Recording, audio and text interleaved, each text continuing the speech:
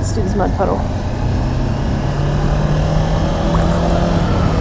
That was kind of anticlimactic.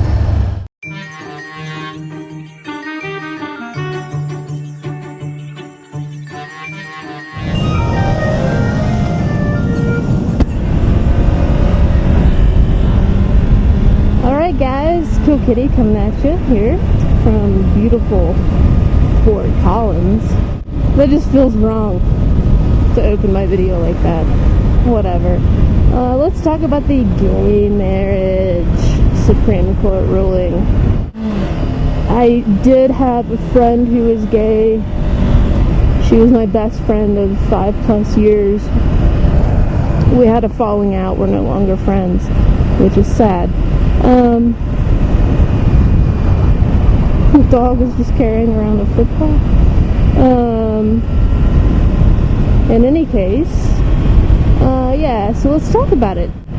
So, gay marriage, yeah, so I'm glad this went through the Supreme Court instead of it being twisted into a states' rights issue, and I know that may shock some people that I feel that way, but I think when it comes to protecting the rights of individuals who are often oppressed by a majority, that's what the Supreme Court is there to interpret the Constitution as it pertains to that sort of thing. So I think it did its job. The process worked for once, and this is really a big win for America. You know, not just gay people. Yeah, I actually, I identify as asexual, and I have for many, many years. And ever since I realized that other people felt the same way I felt, I was really excited to sort of find that out. You know, all my life was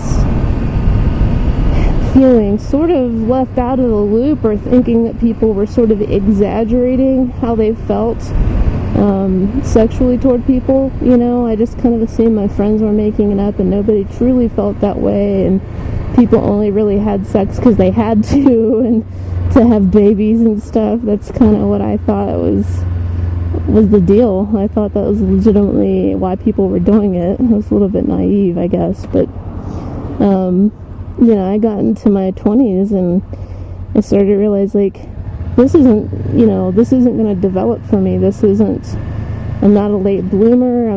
It's not that I haven't found the right person.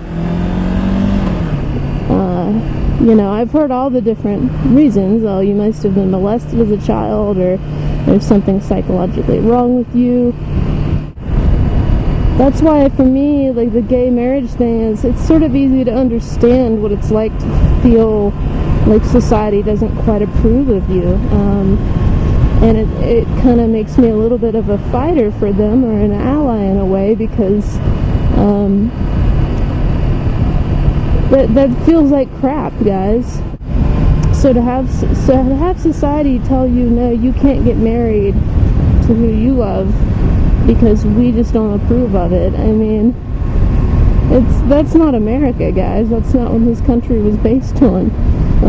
People telling other people what to do based on morality. If you wanted to do that, like, you should have stayed in England. You should have stayed, you know, people came here to avoid that kind of stuff. Religious persecution and everything else. So that's what this country's all about. So this was definitely a win for this country. I don't see how you could see it really any other way. If you think it's tearing at the moral fabric of our country, you've got a pretty skewed idea of what is tearing at the fabric of this country. You know, meanness, lack of kindness in somebody's heart, that's what's ripping at the fabric of this country. And if you're one of these people who's down on gays because of whatever reason, you know, maybe you're a part of the problem. See what I'm saying? But yeah, I mean, I know I've said I'm asexual, and a lot of people are gonna go like, "Oh, Kitty, what? That's not a thing. You just made that up," you know. But you know, part of the reason I have this channel is to sort of say educate because that sounds condescending, but bring to light issues that you guys might not even know exist. And I'll tell you, the isolation that one feels from being asexual can be pretty profound sometimes.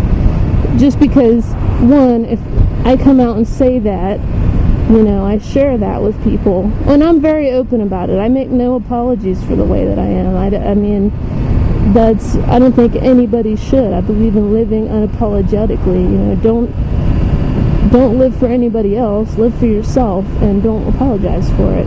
But I do experience a lot of people just kind of giving me that look, like they feel sorry for me, or it's really because I can't get anybody, or any number of things people have to try to mentally do to justify the way they feel about what I said. And the reality is, people know themselves better than you're going to know them. So when somebody says to you something like, I'm gay, like if somebody comes out to you and says, I'm gay, what they're saying is, I trust you. If I tell you I'm asexual, it means I trust you. You know what I mean? That's what coming out kind of means, I think. And that's hard for people to do. It's when somebody comes out and they're gay and they say, I trust you, basically, that's so hard for them sometimes because they've learned not to trust people because of how they've been treated. And it doesn't even mean they have to be directly treated poorly, let's go this way. For example, with my friend who was a lesbian, it was little things for her, like her family saying the word dyke in her presence so they didn't know she was gay. It's those little microaggressions or whatever, those little things that we say that cut deep in people's hearts, and they leave scars. And those scars make it really hard for people to trust. So that's what I'm saying, like if you're straight and you have a friend that comes out to you as gay, even if you are mentally like freaking out, like I don't know how to feel, I don't know what to say, I feel weird about this, a lot of people go through that, well, are they attracted to me? What does that mean? And all this kind of crazy stuff society conditions you to do. And what I would say is, you just remember, they're really saying, I trust you. And be careful with that trust. Don't abuse that. Don't take that lightly. And make them feel comforted. That's what they're looking for.